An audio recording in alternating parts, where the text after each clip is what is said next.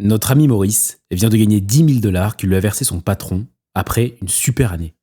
Maurice veut alors à tout prix investir cette prime en bourse pour son avenir et celui de ses enfants. Mais Maurice a un problème. Il allume son ordinateur, ouvre YouTube et tape comment gagner de l'argent en bourse à long terme. Et tombe sur une série de vidéos pas très sérieuses. Top 3 des actions pour 2026. Cette action va faire x10. Attention au crack imminent. Achetez avant qu'il ne soit trop tard. Maurice referme YouTube. Maurice ne veut pas devenir trader. Il ne veut pas battre le marché tous les mois. Il ne veut surtout pas se prendre la tête. Ce que Maurice veut, c'est faire comme les gourous de l'investissement. Acheter d'excellentes entreprises et les détenir pendant très longtemps. Ce qu'il veut, c'est comprendre une seule chose. Pourquoi certaines entreprises gagnent pendant 10, 20, parfois 30 ans, alors que d'autres disparaissent. Et la réponse que nous pouvons lui proposer aujourd'hui tient en 3 mots. Avantage, concurrentiel, durable. Dans cette vidéo, nous allons essayer d'aider Maurice à investir sa prime sur le long terme, en revenant sur un outil terriblement puissant qui a été présenté dans le livre de Pat Dorsey, le petit livre pour réussir en bourse, et dont le résumé est d'ailleurs disponible sur la chaîne. Cet outil, c'est une carte mentale. Une carte mentale utilisée par Pat Dorsey et plus largement les équipes de Morningstar, afin de déterminer si notre entreprise que nous analysons dispose ou non d'un avantage concurrentiel et à quel point il est fort. Et dans cette vidéo, je vous propose de découvrir cette carte mentale ensemble et d'aider Maurice à faire de meilleurs choix pour son avenir financier. Mieux encore, nous allons faire l'exercice ensemble sur une entreprise bien réelle. Une entreprise qui m'a été proposée par l'un d'entre vous à la suite de ma vidéo dans laquelle je vous présentais 3 sociétés que je considère personnellement comme de très bonnes candidates à détenir à vie. Et restez bien jusqu'à la fin de cette vidéo, car je vous réserve en plus une petite surprise. Commençons par la théorie. Le processus proposé par Pat Dorsey repose sur 3 grandes étapes. La toute première, c'est sans doute la plus simple, mais aussi la plus impitoyable. Elle s'appelle « Montre-moi l'argent ». L'idée est très simple. Avant de parler de marque, de mots ou d'avantages concurrentiels, on commence par une question basique. Est-ce que cette entreprise a-t-elle réellement créé de la valeur dans le passé ? Et pour y répondre, Pat Dorsey nous propose de regarder 3 ratios fondamentaux. Le ROA, le retour sur actif, le ROE, le retour sous fonds propres, et le ROIC, qui est le retour sur le capital investi. Et il fixe des seuils très clairs. Le ROA doit être supérieur à 7%, le ROE doit dépasser 15%, et le ROIC doit être supérieur à 10%. Ces chiffres ne sont pas là par hasard. Ils permettent de vérifier une chose essentielle. Est-ce que l'entreprise transforme efficacement l'argent qu'on lui confie en profit réel ? Évidemment, nous devons préciser un point crucial. Ces ratios doivent être analysés sur une longue période, la plus longue possible, et 1 ou 2 mauvaises années ne disqualifient pas une entreprise. Ce qui compte, c'est la capacité à générer des rendements supérieurs de manière régulière à travers les cycles. Et si vous voulez creuser davantage le fonctionnement de ces ratios, je vous renvoie à la vidéo dans laquelle je résume en détail le livre de Pat Dorsey et que vous retrouverez en description de vidéo. Donc, en première approche, si vos 3 ratios sont respectivement supérieurs à 7%, 15% et 10% sur une longue période et de façon régulière, vous pouvez passer directement à la deuxième partie. Si ce n'est pas le cas, demandez-vous alors, l'avenir de l'entreprise a-t-il des chances d'être différent de son passé ? Si l'avenir de l'entreprise ne diffère pas fondamentalement de son passé, alors il n'y a pas d'avantage compétitif. Point, on s'arrête là. Et on peut conclure tout de suite, pas d'avantage concurrentiel. Ce qu'il faut vraiment garder en tête, c'est qu'un avantage compétitif se voit d'abord dans les chiffres. Une entreprise qui n'a pas encore démontré sa capacité à générer des rendements économiques supérieurs ne doit tout simplement pas vous intéresser. Ne perdez pas votre temps. Alors oui, bien sûr, il existe quelques exceptions. Une entreprise peut avoir affiché des retours médiocres dans le passé et être sur le point de connaître un véritable renversement de situation. Mais dans ce cas, votre optimisme doit être justifié par quelque chose de très concret, un bouleversement profond et positif de l'économie sous-jacente de l'entreprise. Ça peut être une restructuration majeure, un changement radical de modèle économique, ou l'émergence d'un nouveau relais de croissance réellement crédible. Alors dans ce cas, vous pourriez passer à la deuxième étape. Mais soyons clairs. On peut gagner beaucoup d'argent en identifiant des entreprises qui ont structurellement changé pour le meilleur. Mais ce type de situation reste l'exception, pas la règle. Et la méthode de Pat Dorsey, elle, s'intéresse avant tout à la règle. Une fois ces ratios validés, disons au minimum sur les 5 dernières années, on peut passer à la deuxième étape de la méthode. Et cette deuxième étape est absolument fondamentale. Et c'est ma préférée. Il s'agit d'identifier la nature de l'avantage concurrentiel. Autrement dit, comprendre pourquoi cette entreprise a été capable d'écarter ses concurrents et de générer des rendements supérieurs par le passé. Pat Dorsey et plus largement Morningstar identifient 4 grandes sources d'avantages concurrentiels.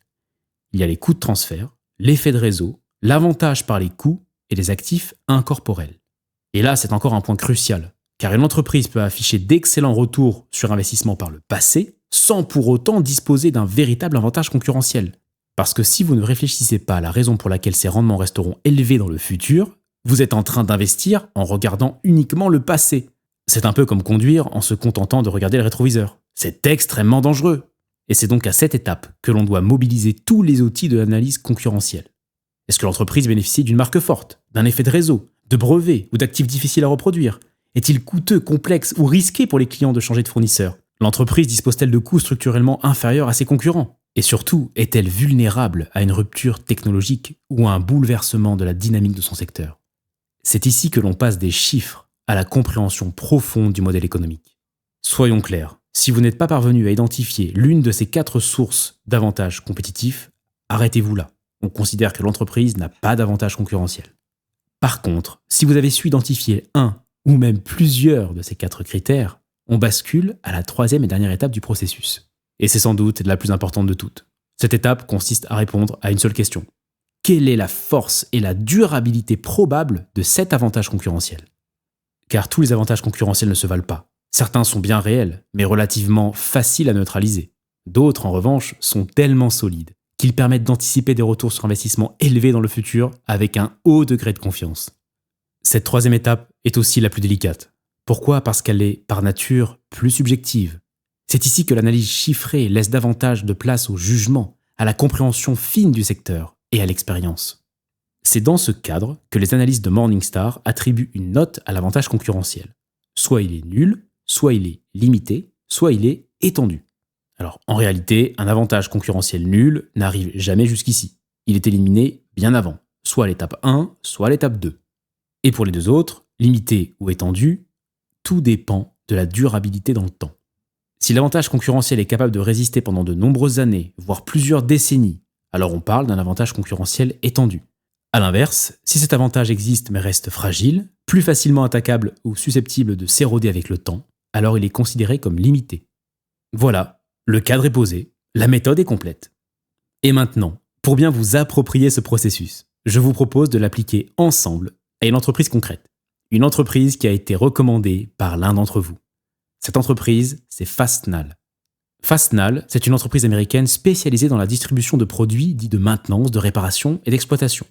Concrètement, Fastenal fournit tout ce dont les entreprises ont besoin pour fonctionner au quotidien. On parle de choses très simples, très basiques, mais absolument indispensables. Des vis, des boulons, du scotch, des marteaux, des outils, des perceuses, des batteries, de la peinture, des adhésifs, des équipements de sécurité, des ventilateurs, des consommables industriels, etc. Ce ne sont pas des produits bien glamour, mais sans eux, tout s'arrête. Fastenal opère à travers un réseau de plus de 3000 points de vente, répartis sur l'ensemble des États-Unis. Et sa base client est extrêmement large. Elle sert aussi bien des entreprises du BTP, des agriculteurs, des camionneurs, des compagnies ferroviaires, des entreprises minières, des écoles ou des commerces de détail, que des sociétés d'exploration, de production et de raffinage de pétrole. Et à cela s'ajoutent également de nombreuses entités gouvernementales, qu'elles soient fédérales, étatiques ou locales. En fait, Fastenal fournit des petites pièces invisibles, sans lesquelles de nombreuses machines ne tournent plus. Et maintenant, en s'appuyant sur la méthode de Pat Dorsey, essayons de déterminer si oui ou non Fastenal dispose d'un avantage concurrentiel durable. Première étape, le contrôle des 3 ratios. Le ROA, le ROE et le ROIC. Ici, rien de compliqué. On se rend simplement sur le site de Morningstar, on tape Fastenal dans la barre de recherche, ticker FAST, puis on va dans l'onglet Key Metrics et enfin dans Profitability and Efficiency. Et là, on regarde tout simplement ces 3 ratios sur les 5 dernières années. Les chiffres sont affichés à l'écran. Et très honnêtement, il n'y a pas de débat. C'est un sans faute. Le ROA est largement supérieur à 7%, le ROE est très au-dessus de 15%, et le ROIC dépasse très confortablement les 10%. Autrement dit, Fastenal transforme efficacement ses actifs, ses fonds propres et son capital investi en profit, et ce de manière très durable. La première étape est validée. On peut donc passer à la deuxième. Quelle forme d'avantage concurrentiel possède Fastenal? Lorsqu'on entre dans le détail du rapport annuel de l'entreprise, une chose saute assez vite aux yeux. Fastenal bénéficie d'un avantage par les coûts. directement lié à ses économies d'échelle et surtout à l'implantation très dense de son réseau de magasins. Fastnal opère avec près de 3000 points de vente, souvent situés au plus près des sites de ses clients. Et c'est là la clé. Les produits que vend Fastnal, les vis, les boulons, les chevilles, les pièces d'attache, ce sont des produits lourds, peu chers à produire, mais très chers à transporter. Résultat, plus vous êtes proche du client, plus vos coûts logistiques sont bas. Et cette proximité permet à Fastnal de livrer plus vite, à moindre coût, et avec une fiabilité supérieure à celle de nombreux concurrents. Et dans le monde industriel, c'est déterminant. Quand une machine tombe en panne, l'entreprise n'a pas besoin de la pièce de rechange dans 3 jours. Elle en a besoin tout de suite. Parce que chaque heure d'immobilisation coûte très cher. Et c'est précisément là que Fastnal crée de la valeur. En étant là, physiquement, au moment où le client en a le plus besoin. Parce que son poids de vente est à côté de son client. Laissez-moi illustrer ce point avec un exemple. Un des clients connus de Fastnal, c'est UTLX, une entreprise qui travaille dans la réparation, la maintenance des wagons ferroviaires. Dans ce type d'atelier industriel, les techniciens utilisent en permanence des gants de protection, des lunettes de sécurité, de la visserie, des consommables de maintenance, des équipements de soudure, des pièces de remplacement, etc. Ces objets paraissent banals, mais ils sont indispensables pour travailler. Et le problème de Fastnal, c'était les ruptures de stock. Si un simple consommable manque, le travail peut s'arrêter. Conséquence, un technicien doit arrêter son travail, il doit chercher le matériel ailleurs, et parfois la réparation du wagon est retardée. Dans une industrie lourde comme le ferroviaire, 1 heure perdue peut coûter très cher. Sans compter les erreurs humaines de réapprovisionnement. Quelqu'un remarque que le stock est presque vide. Il remplit un formulaire ou un bon de commande. Le service achat commande. La livraison arrive plusieurs jours après. Donc si quelqu'un oublie de commander, le stock tombe à zéro. Et dans un environnement industriel très actif, ces oublis arrivent souvent. Pour cela, l'entreprise Fastnal a installé ce qu'on appelle un système de bac intelligent RFID. Pour radio, fréquence, identification. Chaque consommable est stocké dans un bac équipé d'une puce RFID. La technologie permet de savoir automatiquement si le bac est plein ou vide. Le fonctionnement est très simple. Les employés prennent les articles dans le bac. Quand le niveau descend sous un certain seuil, le système le détecte automatiquement et une commande de réapprovisionnement est déclenchée. Et tout ça sans intervention humaine. Pas de formulaire, pas de bon de commande, pas de risque d'oubli. Fastnal reçoit l'information et vient remplir le bac automatiquement. Et comme le site de stockage est situé juste à côté de l'usine de maintenance, il n'y a aucun frais de déplacement. Vous voyez la logique, Fastnal ne vend pas seulement des vis, elle vend de la disponibilité, du temps gagné et de l'immobilisation évitée. Et quand vos clients paient très cher chaque heure d'arrêt, le fournisseur qui est le plus proche, le plus fiable et le plus rapide, ce n'est pas un distributeur parmi d'autres, c'est un partenaire critique. À mon sens, la deuxième étape est très largement validée. La vraie question maintenant, c'est la suivante. Qu'en est-il de la durabilité de l'avantage concurrentiel ?